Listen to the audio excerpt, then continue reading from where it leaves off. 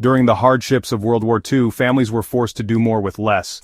Fertilizers were rationed, chemical inputs were almost non-existent for everyday gardeners, and survival meant coaxing as much as possible from every square foot of soil. Yet those grandparents and great-grandparents knew something many gardeners have forgotten today.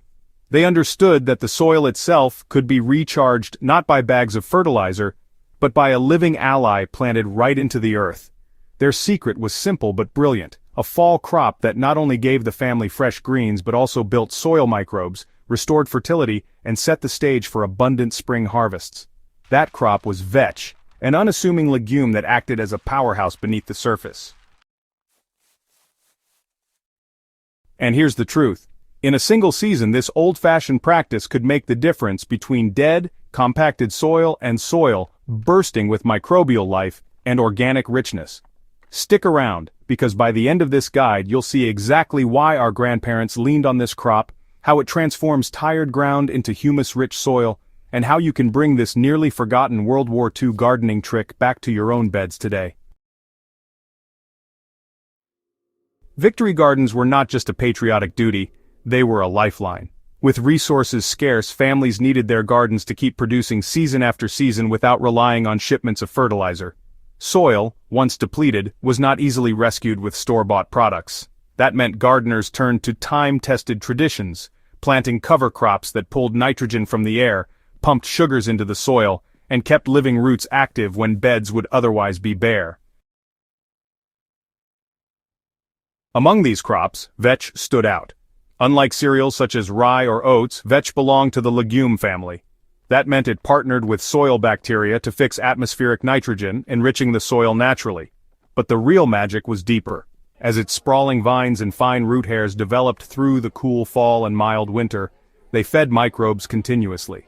This microbial feast didn't just store nitrogen, it transformed soil structure, unlocked minerals, and built humus, the dark sponge-like organic matter that keeps gardens thriving.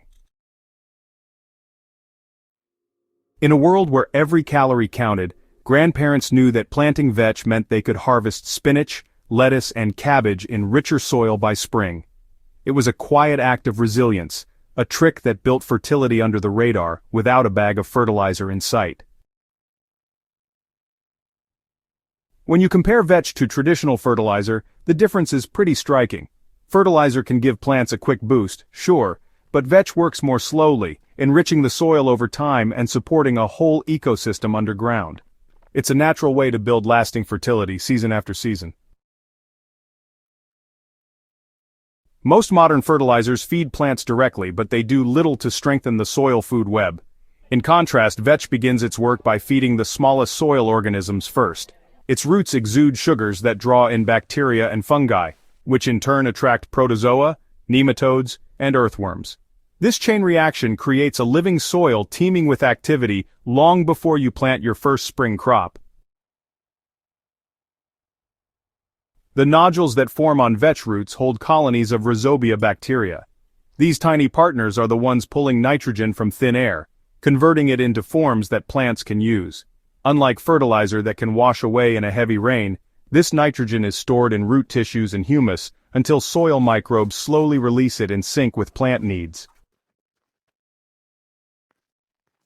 When vetch vines die back or are tilled lightly into the soil in spring, they don't just disappear. They break down into organic matter rich in proteins, amino acids, and natural compounds that supercharge microbial life.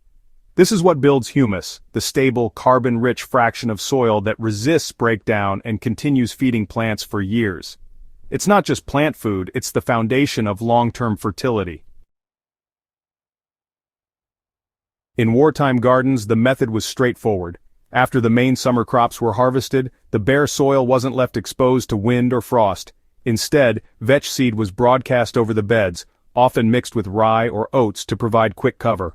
The young seedlings established quickly, protecting the soil from erosion while their roots went to work below the surface.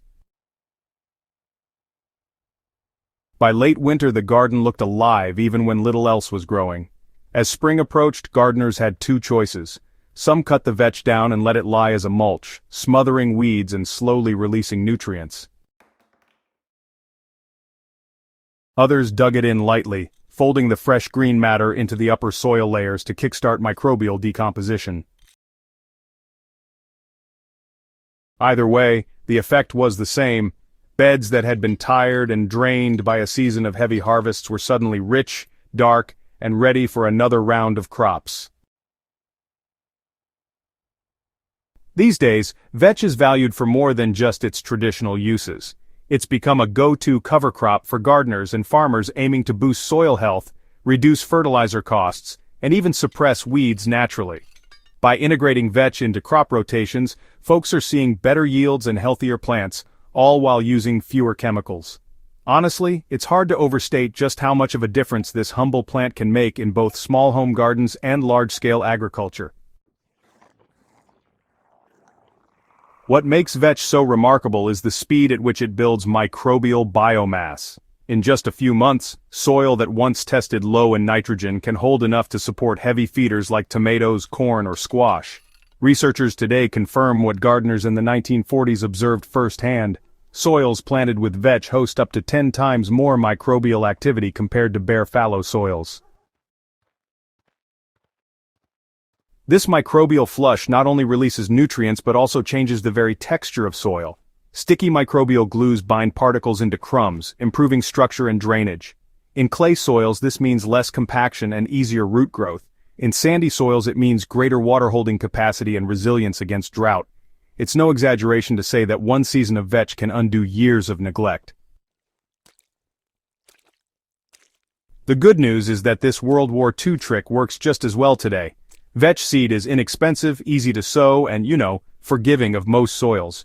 If you sow it in the fall, even as late as early winter in milder climates, it'll germinate and hold your soil over until spring. In colder zones, it might die back in deep freezes, but even then, the residue it leaves behind is valuable organic matter. In the spring, timing is key. You want to allow vetch to grow until just before it flowers. At that point, nitrogen levels are at their peak. Cut it down, let it wilt for a few days, and then either mulch with it in place or work it into the soil. Within weeks, you'll notice the difference. Plants are greener, growth is stronger, and you'll need far less fertilizer, if any at all.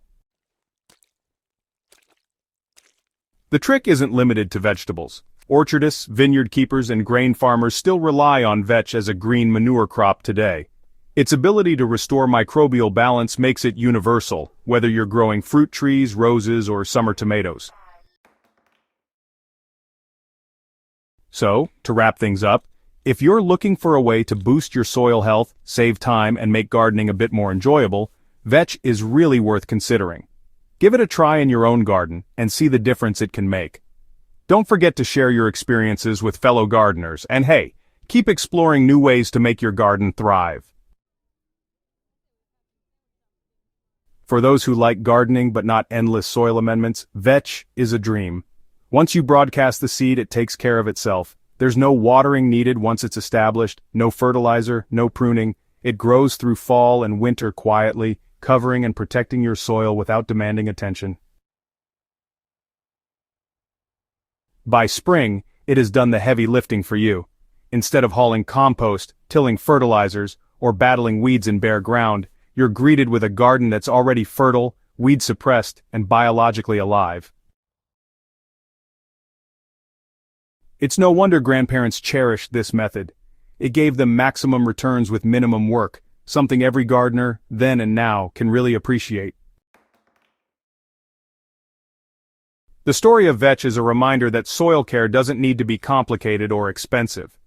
Our World War II grandparents were, forced to rediscover what farmers had known for centuries, that microbes, not fertilizers, are the real engines of fertility. By planting vetch, they made sure their gardens would never stop producing, no matter how tight the times. For modern gardeners, the lesson is pretty clear. If you want soil that improves year after year, that builds humus and holds fertility naturally, just follow the old ways.